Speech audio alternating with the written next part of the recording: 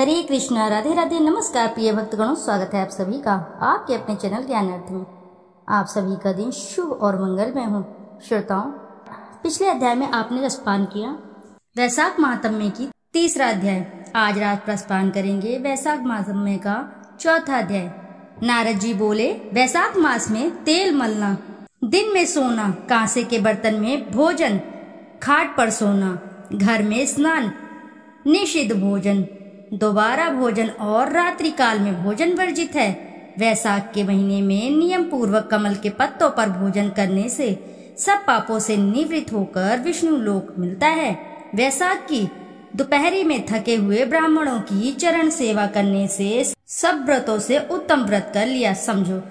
जो दोपहर के समय मार्ग चलने से अपने घर आए हुए ब्राह्मण को सुंदर आसन देकर उसके चरणों को दबाता है और चरणोदक को अपने मस्तक पर छिड़कता है, उसके सब बंधन कट जाते हैं। उसको गंगा आदि संपूर्ण तीर्थों में स्नान करने के बराबर फल मिलता है। जो मनुष्य वैशाख में स्नान नहीं करते और कमल के पात्र पर भोजन नहीं करते, वे गधैया की योनि प्राप्त करते हैं, पीछे खच्चरी की योनि में जाता है। जो मनुष्य हिरिष्ट पुरुष रोगीहीन और स्वस्थ होकर भी वैशाख महीने में स्नान नहीं करता, वह चंडाल की योनि में जाता है। हे राजन, वैशाख के महीने में मेष की संक्रांति के दिन जो भी साधक बाहर जाकर किसी तीर्थ पर स्नान नहीं करता, वह 100 जन्म तक कुत्ता की योनि पाता है। जो मनुष्य इस वैशाख मास को बिना स्नान किए अथवा बिना दान व्यतीत कर देता है, वह पिशाच योनि में प्राप्त कर नरक को चला जाता है। वैशाख मास में अन्न दान व जल दान न करने से पाप और दुख कभी दूर नहीं होते, इसमें संशय नहीं है। वैशाख मास में नदी में स्नान करके विष्णु भगवान में मन लगाने से तीनों जन्मों के संचित पाप नष्ट हो जाते हैं, इनमें संशय नहीं। प्रातःकाल सूर्य उदय होने पर सागर से मिलने वाली नदियों में स्नान करने से 7 जन्म के पाप शीघ्र ही नष्ट हो जाते हैं। उषा काल में सप्तगंगा में स्नान करने से कोटि जन्म पर्यंत के पाप तुरंत ही नष्ट हो जाते हैं, इसमें संशय नहीं। जाह्नवी, वृद्ध गंगा, कालिंदी, सरस्वती, कावेरी, नर्मदा, वेणी, यह 7 गंगा ही कही जाती हैं। वैशाख मास में देवघात अर्थात अपताकृत जलाशयों में स्नान करने से जन्म से लेकर उस समय तक के पापों से छूट जाता है, इसमें संशय नहीं। वैशाख महीने में बावड़ी में स्नान करने से बड़े बड़े पाप दूर हो जाते हैं। जो घर से अलग गौ के चरण रखने की जगह के समान जल भरा हो तो वहाँ गंगा से आदि लेकर सब नदी निवास करती हैं, यह बात निश्चय है। इस बात को जो जानता है उनको संपूर्ण तीर्थों से अधिक फल प्राप्त होता है।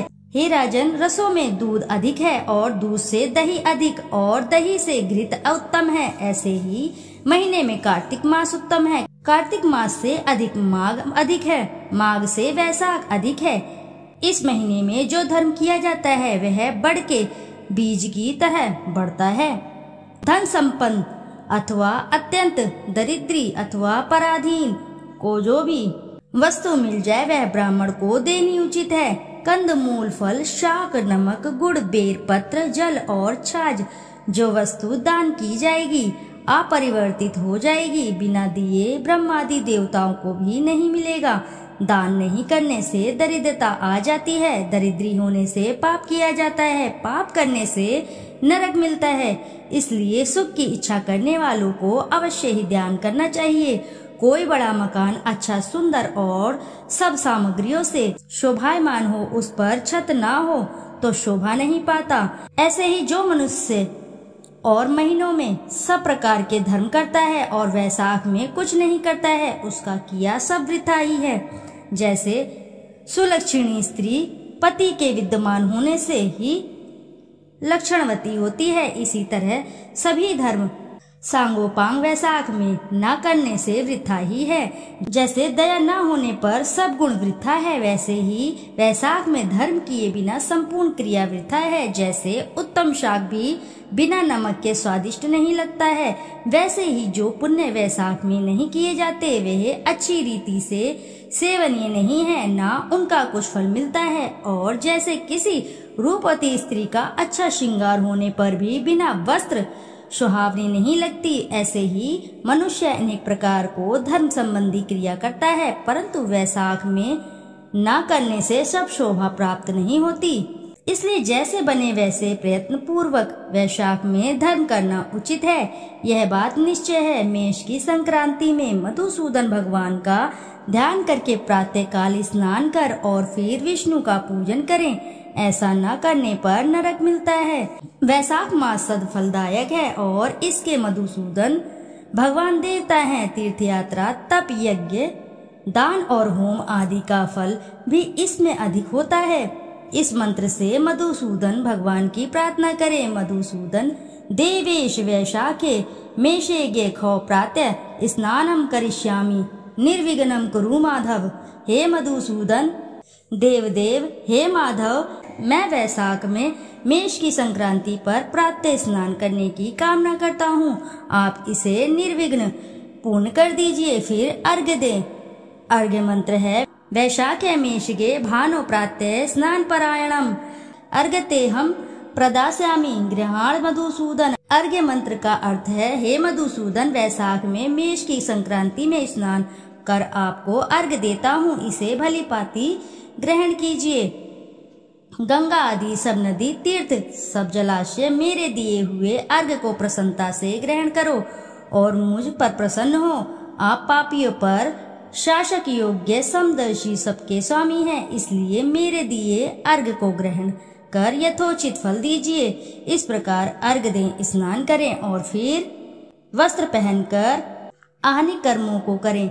वैशाख में होने वाले फूलों से मधुसूदन भगवान का पूजन करके विष्णु भगवान की वैशाख मास संबंधी दिव्य कथा सुने।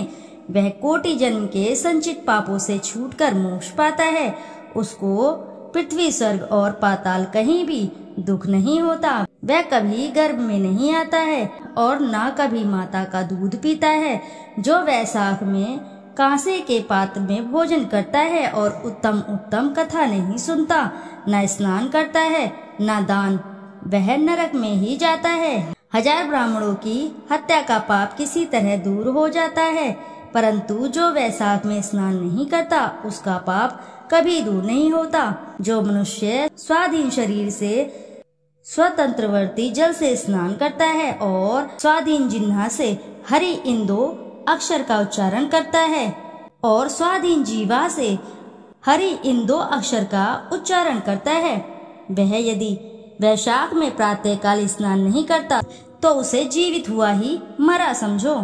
इसमें कोई संदेह नहीं है। जिसने किसी भी प्रकार से भी वैशाख के महीने में मधुसूदन भगवान का पूजन नहीं किया वह मूढ़ बुद्धि सूकर की योनि पाता है। जो तुलसी दल में वैशाख मास में मधुसूदन भगवान का पूजन करता है वह सार्वभौम राजा हो, कोटि जन्म तक अनेक सुख भोगता है, फिर अपने करोड़ कुलों को लेकर विष्णु की सायुज्य मुक्ति पाता है। इति शुभम। प्रेम से बोलिए प्रिय भक्तगणों, श्री विष्णु लक्ष्मी नारायण की जय। श्रोताओं, आज का वैशाख माहात्म्य यहीं संपन्न हुआ। फिर मिलते हैं हम आपसे अगले अध्याय में, यानी कि 5वें अध्याय में।